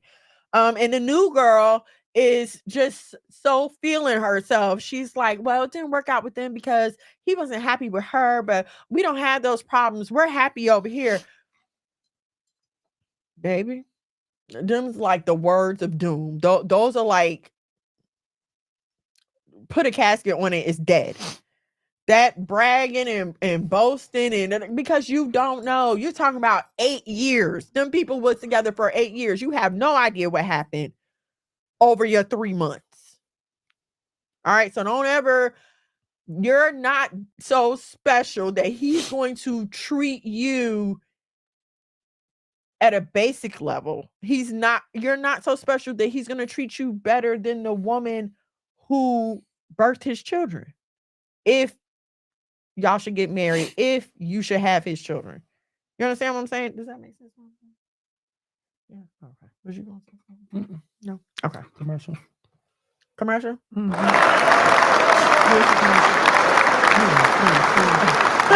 Like, share, subscribe, turn on your notifications. Like, That's subscribe to Monologue My God on YouTube. If you're on the channel, please exit out of your comments and go and thumb up the video. Subscribe, turn on your notifications. Share the video. There are many of sisters who need this good teaching and understanding. They need it. We need to make this show go viral, not because it's my lovely wife, but I think we need more of this content circulating that hold women accountable, that make them look at themselves, to make them know we got too much bad advice going out to the sisters, just like that first video you played. Like, this bad advice. It's too much bad advice getting circulated in the ears and the eyes of the women. It's just causing them to just circle the drain, bro. Like, it's dumpster juice out here, bro. So, like, we need to spread this. We need to spread this. People who be tuned into the show, if you see some clips that you think is very powerful, man, send them to us, man. Yes. We need your help. I have such a hard time picking out clips, y'all. I do. For sure. And, the House of Mono, man, right there. The cash out right there. If you don't want to help, man, you can just send a little donation, man. We can just hire somebody, man. Yes, that would just be make great. us some clips and some commercials and things of that nature. But all praises to the Most High. And shout out to my audience on the Saya TV. Stay on the TV, pick up your phone, go to YouTube, give me a like, leave a comment, all that good stuff. So yeah, man, that's just what I wanted to talk to y'all about, and I wanted to tell y'all, don't get discouraged. I know it can be hard to be a righteous woman. Okay, it's hard out here trying to live right. It is hard, especially when the majority of us are not. And so, unfortunately, we get stereotyped with the majority of women. Big Guy 316, Shalom and Shalom. Thank you for joining us. Unfortunately, we get stereotyped with the majority of women. And it's so hurtful to me when I'm trying to listen to a teaching or something, and they start going on the women, they were wicked Eve and Eve this and Eve that, and y'all so wicked and y'all so evil and da da da this and da da da that. And it hurt me to my heart, because it's like, wait a minute, I'm not like that. But then I have to realize it's so many of us out here that are, and some of them need to hear this. It pierces my conscience. You know what I'm saying? And so I hope it's piercing some of yours. But it's hard because and here's what I'm saying. Here's the thing, rightfully so. Women aren't really highlighted in Israel unless we're doing it ourselves. And I say rightfully so because I'm just gonna say this, a lot of my sisters are out here without any covering, just saying things, taking pictures, losing their way. And so this is why I can say rightfully so, women are elevated. We see what happened in the church. I'm just gonna say it. We see what happened in the church with the rise of female evangelism. Now you got female pastors, female bishops, female apostles. You got women out here feeling like they just as big and bad as the men. They can do what the men do. They can preach and teach, and they can run men. And I mean, it's horrendous. And that's another reason why I can say rightfully so. But it is hurtful. Okay, it is hurtful, and it is hard to try to be righteous. But I want to encourage you, like, if that's the way you go, and stay at it. Okay. And here's another thing for me to stress. This is why I said you're not gonna matter outside your house. You're not going to matter outside of your home.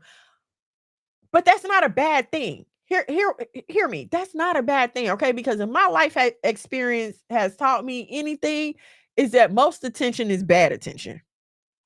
As a woman, most attention is bad attention. Y'all not gonna agree with it. What you mean by that? You just saying that because you married?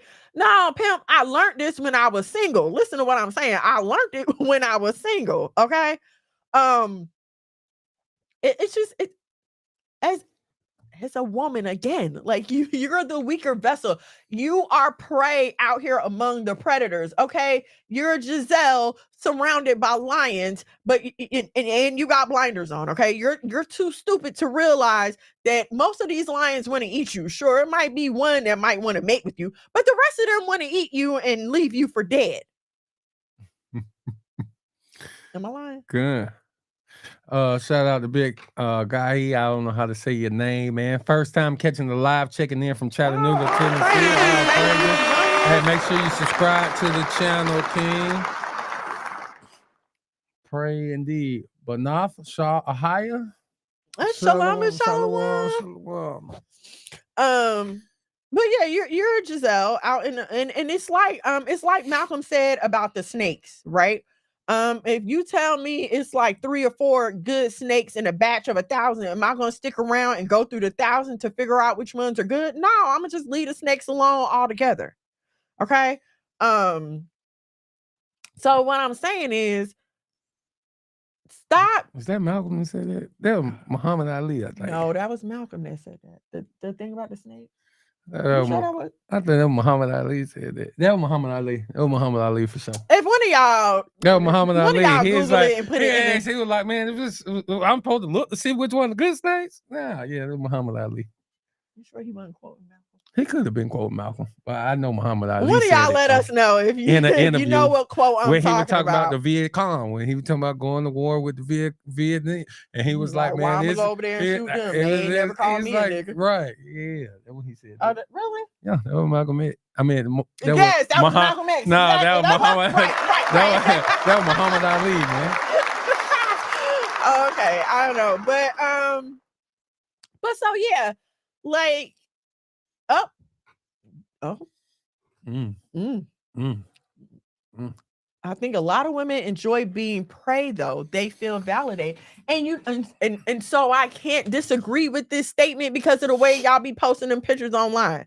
I can't disagree with it. Clearly you like it, okay? You're not gonna tell me.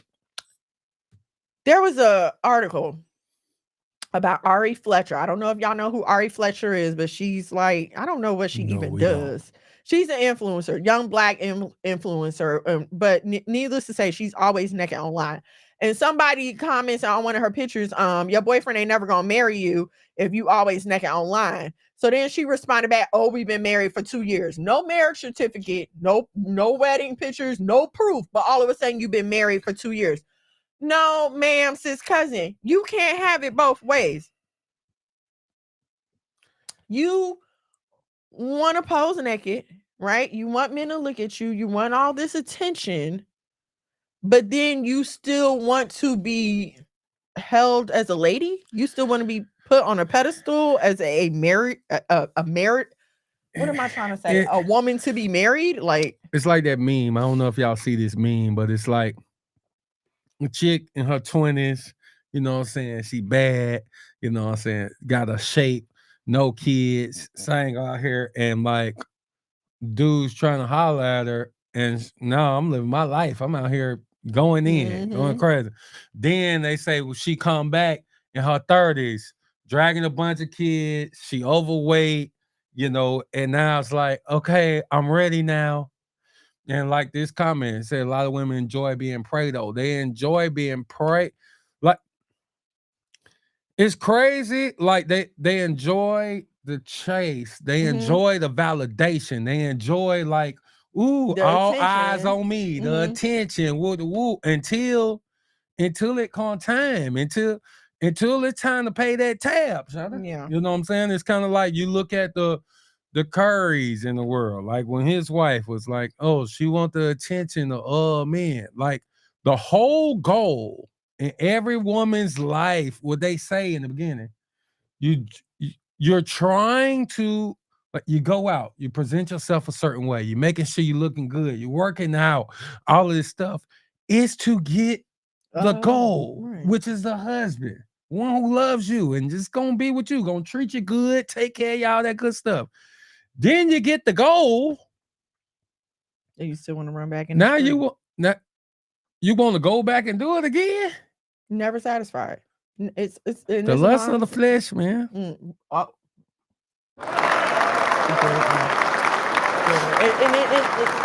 like I was saying earlier, you're constantly looking outward for something else. For what? For what? It's like my husband said, lust of the flesh. The flesh is never satisfied. You give it a little and it's gonna want more. How come all of how come all the single acting like they got the best advice? I have never understood that. And what's most importantly is I don't understand why other people are listening to them. That's like me looking to a homeless person for advice on how to be a millionaire. That's just stupid. It doesn't make any sense to me. The power of social media, man. Whoever looked the best and got the best body is the one whose advice you should be taking. And it makes no sense. Even though the body is bought most of the time, even though all of that stuff, it don't matter. Whoever looked the best, got the best body, their advice is top tier. But it's like, I think a lot of times what it is the bitterness and the anger that they speak out of. That is what resonates with other single women, and that's how they get the bandwagon. I don't even think it's that. I just honestly think it's the most popular.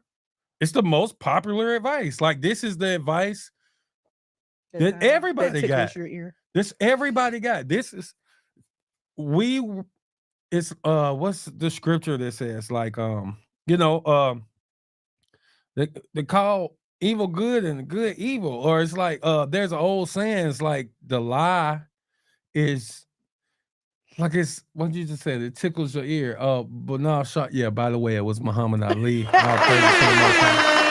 it's like this has took over the actual truth. The lie, the bad advice has took over the actual truth. So now it's, yes, girl, live it up. Go on and sleep with as many people as you want to. No, yes, girl, spread that coochie around. Be part of the share program. All of this stuff, get it in. Be a man. Think like a man. What is it? Think like a man, act like a lady, think like a man. Yeah. And the fact of the matter is, that advice is easier to follow than the advice on how to build and maintain a healthy relationship. It's very easy to tell women like, oh, well, if you don't get exactly everything you want from him, then you should walk away, as opposed to sitting down with a woman and saying, now let's examine exactly what it is that you think that you want. All right. Are you living a life that fits into this mold? Like, are you out here being a hoe, but you say you want to be a wife? You understand what I'm saying? It's easier to give advice on how to be toxic, on how to be horrible, on how to continue being bitter and dangerous than it is for like me to sit here and say like, no, y'all, we got to do better. You know, this is not going to work, blah, blah, blah, blah, blah. It's like I said, what's popular is now changed. It's changed the minds of our people, and the only way, like if the Most High tarries, our children's generation will have a chance. They will have a. I'm saying us in the truth. Our children could change this because they'll be going back to like what great grandparents was on. Mm-hmm. You know, like our kids are think different now. Like our women now are thinking like, stay home with the kids. What, man? Please put these kids in daycare. Well, our women, even if the man is, they got $1 million. Mm-hmm. They still think, I gotta go get my what? own. I gotta have my own. I gotta go get a job. No, put these kids in daycare. Let them learn. God knows what. I just saw a man went to pick up his child from daycare, and he walks in, and his son got on a little Cinderella dress, and he walk in, and I ain't gonna lie to you, this man kept his composure real good. Yeah, because Truth be told, Flex Podcast, y'all definitely should cover this story. I'm gonna send it to y'all. But he kept his composure so good, he was like, y'all, don't you ever take that off. And he told the teachers, don't you ever. My child wouldn't be back. But the problem is, though, it ain't really even the teacher's fault because today's society says, no, you let the kids choose. Yeah. Maybe you is a little girl, Johnny. Yeah. You might be. So, yeah. So it's like today's, I mean, the mindset of our people is just so jacked up now that it's hard to change their mind back to what it once was. You kind of gotta just change the little kids. Dang, and that's the older generation dying off. That's exactly what that is. And it's horrible. Like I hate to hear that. And also that's just the reason I'm not sending my kids to school because they do encourage that. They're told to encourage it. Like they're told that they could, be subject to lawsuits, discrimination, all this other stuff if they don't go along with the gender agenda set forth by the alphabet community. They're told like, no, you have to do this, and you can't tell the parents, you have to respect this child. It's literally set up for them to go that way. And so I've seen a lot of the reasons why to not have a wife at home. When men love to talk about, oh, well, this economy won't allow for that and blah, blah, blah, blah, blah. And the truth of the matter is, like, if you want to make something happen, you'll find a way to make it happen. But even if you don't, I think I have more of a problem with the mindset more than the actual, because like you said, this economy is jacked up. Like, all praise to the Most High. Sometimes because the Lord has blessed us, you know what I'm saying? No, I'm not saying it's not jacked. I'm not saying it's not hard. I'm not saying it's hard out here, but our praise is that, but our people would rather. It's just like even people who, would have multiple wives. We would rather send everybody to work than to build something of our own that we could pass down to our children. It's like a mindset thing. It's kind of like how they say with our people, even if you give them money, like if you give them a check, it ain't gonna change nothing. They'll be broke again. Yeah, we'll be right back broke. Because nobody want to look broke. Somebody told me this a long time ago. Nobody wants to look broke temporarily.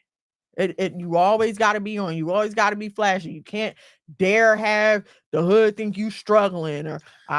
You better learn the power of staying y'all tail in the house. Listen, it's so comfortable at home. especially especially when the bills are paid. Why do I need to go anywhere else and spend money? Mess around, get a little cable, but What?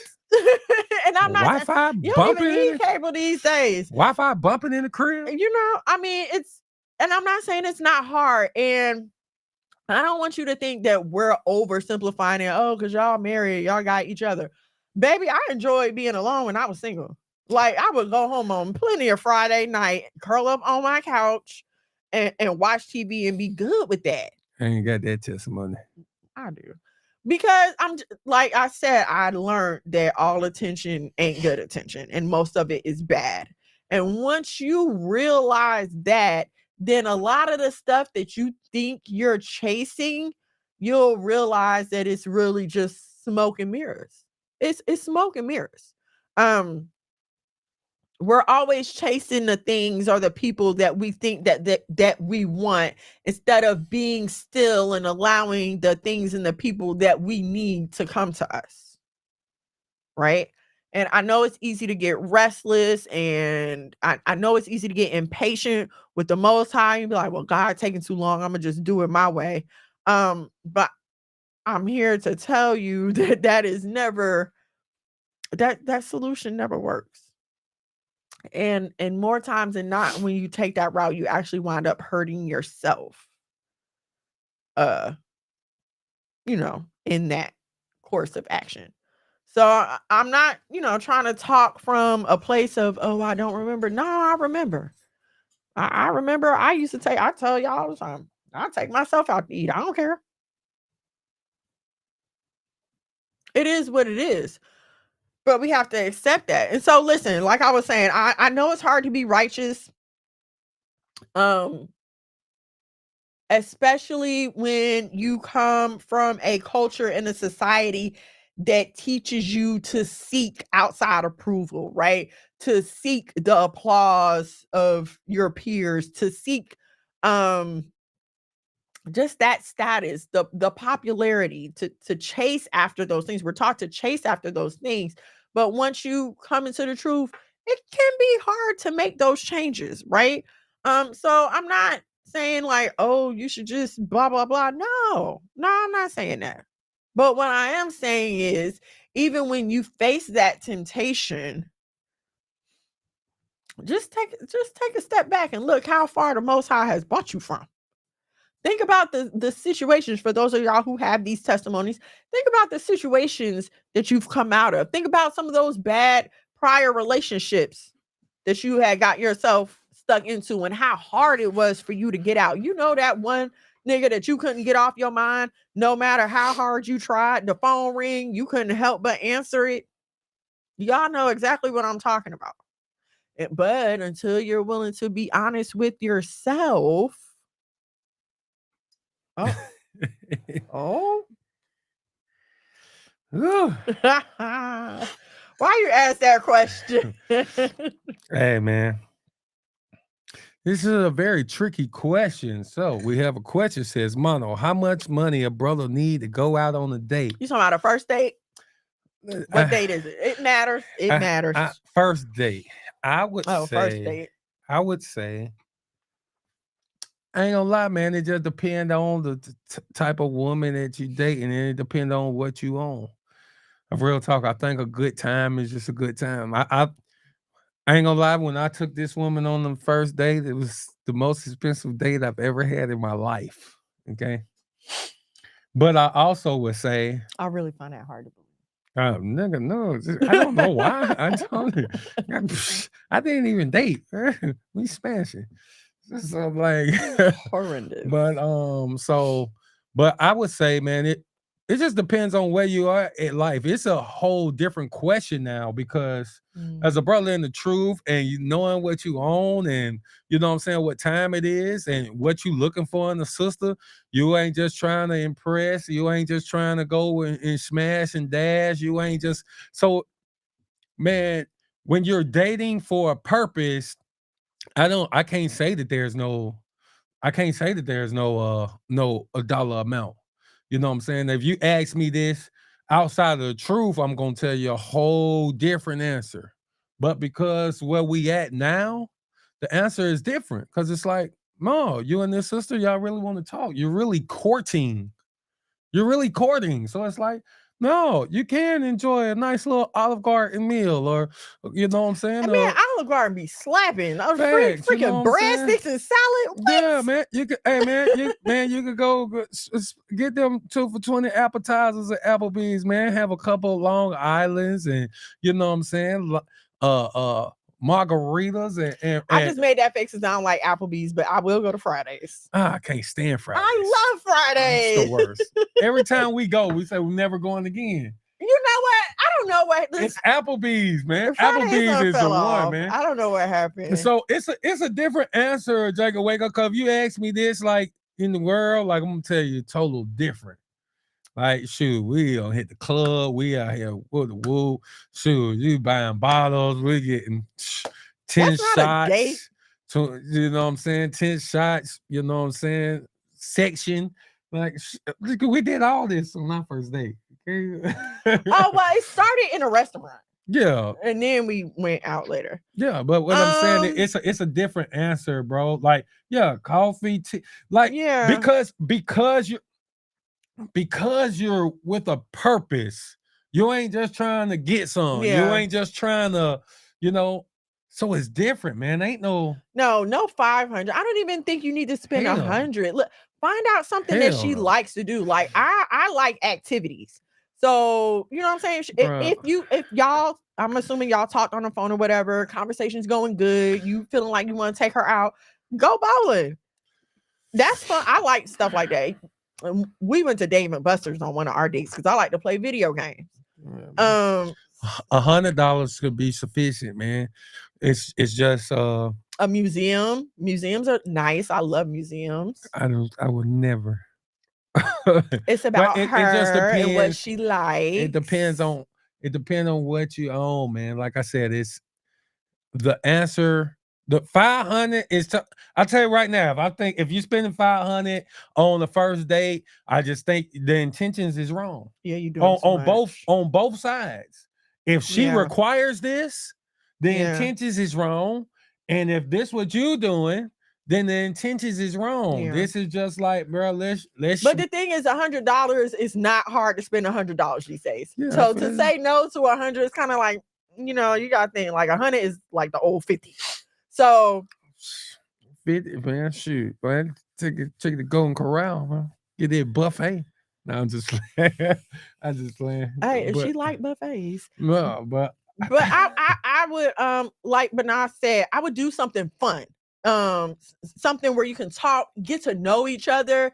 Like competitive games bring out a person's personality. You get to see how they act. You know what I'm saying? Because you gotta let her win, though.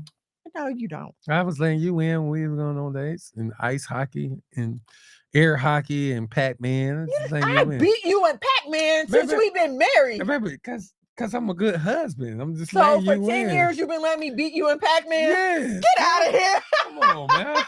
It's a gentleman over here. Get out of here. The gentleman over here, man. Sorry, nobody believes you. Not for no 10 years. You ain't been letting me win for 10 years. I definitely beat you the last time we went out. When we you didn't. When we went to that place at the arcade downtown Atlanta. Yes, nigga, I smashed you. No, you are tripping. You almost quit. Boy, that is not true. Well, her memory is horrible. Okay. See, y'all gonna make us play Pac-Man on live so I can show y'all how this man is mistaken. But I just say, man, listen, because of the intentions these days, man, just a nice, good date. No, you don't want to take her to Golden Corral. Definitely, you don't want to do that. But like I say, all these chicks talking about not Applebee's, not cheesecake. Man, please, man, what? Good. You can go, man. Y'all can go walk around. You know what I love? I love walking around the mall and eating snacks like cinnamon, pretzels. Like I like doing stuff like that. Then they go on a bag, a shirt. No, we just walking around. Don't take it to a place with a whole bunch of stores. Then you got to choose from all these stores. Where you want them to take a Greenbrier? There ain't nothing in Greenbrier. All you gonna get is a 10-piece lemon pepper. Take it to a nice walk in the park, man. Get an ice cream. You know what I'm saying? Yeah. You know what I'm saying? It's kind of cold outside. Yeah, but that way she got to goddamn, you got to grab her by that arm, you know what I'm saying? She got to cuddle up and get a little warm. Ain't nobody trying to walk in the cold. Take her someplace indoors. Starbucks is wonderful. Our first date was cold. And when I grabbed you up and put you in my arm, you was like, ooh. Into the restaurant. We wasn't walking around no park. You'd have liked it anyway. Anyway. But nah, something nice and sweet where y'all can talk. That'll be good. Oh, and Banata made another comment up there about women getting to learn to like themselves.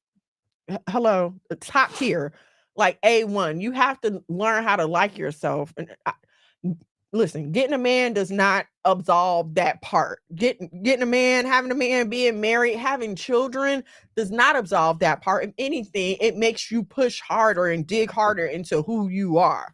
So no, you definitely need to have your foundation with yourself before you go trying to add anybody else. Thank y'all so much for hanging out with me this weekend. Tonight. Tonight, it appears the time has gotten away from me a little bit, but I have to thank my special guest, Monologue Gab, for coming to hang out with me. We thank you all for all of your great input. Jacob, wake up. Don't spend $500 on no ticket. Don't spend $500. But let us know how it goes, Jacob. I want to know how it goes and like what y'all doing and stuff. I'm interested. Everyone, please subscribe. Like, share, subscribe, turn on your notifications. Monologue, my God. Go live here. Regardless of where you at, if you're on Facebook or if you're on Miss Mono or YouTube, hey, everybody go follow Monologue, my God. YouTube, subscribe. We got some big announcements coming, man. F3 Part 2. Oh, yeah, we got that coming too, man. But, man, we're about to mess around and start a church, man. But, y'all make sure y'all give, man, to the House of Mono if you feel led on your heart, man. And y'all tune in next Thursday, man, at 8 o'clock. And start tuning in, man. We just gonna be randomly popping up, man. Yeah, we're gonna start providing y'all with more content. We've been talking about it, and we both recognize the need for righteous content. So we are working on some things and trying to free up some time. I ain't gonna lie, I could use a couple of extra hands. I need some extra arms and legs, and then but we're working on it. Get more content out there for you, live content and short form video content.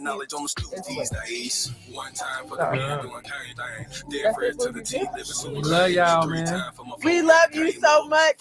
Shalom and shalom. We will see you next time. Mono. Living super clean. Daddy came One time for my king doing king things. Mom these hoes cause he know he got a good thing. Tune in to Why Boaz Don't Want Your Ass with your host, Miss Mono. Shalom and shalom, sisters and cousins, and praise the Lord, saints. It's your favorite housewife, Miss Mono. Every Thursday from 8 to 10 p.m. live on YouTube at Miss Mono's World and Monologue My God. Now also available on the site.